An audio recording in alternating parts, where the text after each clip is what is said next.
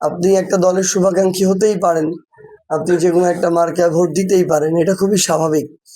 কিন্তু আপনি যখন আপনার হাতে যখন এই বুমটা থাকবে, আপনার হাতে যখন ক্যামেরা থাকবে, আপনি যখন একজন সাংবাদিক হিসেবে প্রশ্ন করবেন এবং সাংবাদিক হিসেবে একটা রিপোর্ট লিখবেন বা করবেন, তখন সবচেয়ে বড় যে আমি হচ্ছি এই সমাজের জেলার কিংবা রাষ্ট্রের দর্পণ।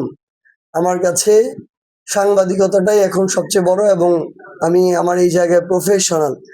সো ওইটুকু যদি হয়, আমরা প্রত্যাশা করি যে একই সাথে আমাদের যে রাজনৈতিক চিন্তাধারা সেটা যেমন একদিকে বজায় থাকবে, আবার একই সাথে আমাদের পেশাদারিত্ব যেটা সেটাও বজায় থাকবে। তো এইটুকু আমরা প্রত্যাশা করি।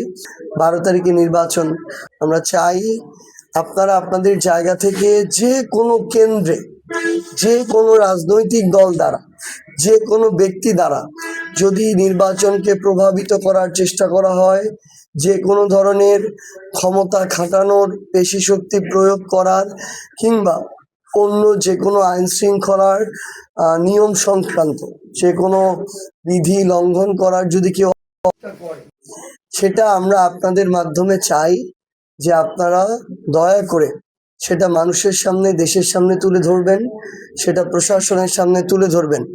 এবং এই জায়গায় আমরা যদি দিন শেষে আমাদের পরিপূর্ণ স্বচ্ছতা না দেখাতে পারি, তাহলে দিন শেষে 2, 4, 5, 10 বছর পরে আমাদের এই সিস্টেমের সংস্কার, আমাদের এই রাষ্ট্রের সংস্কার, আমাদের এই জেলার অগ্রগতি, এগুলো আশা করা একদম অমূলক।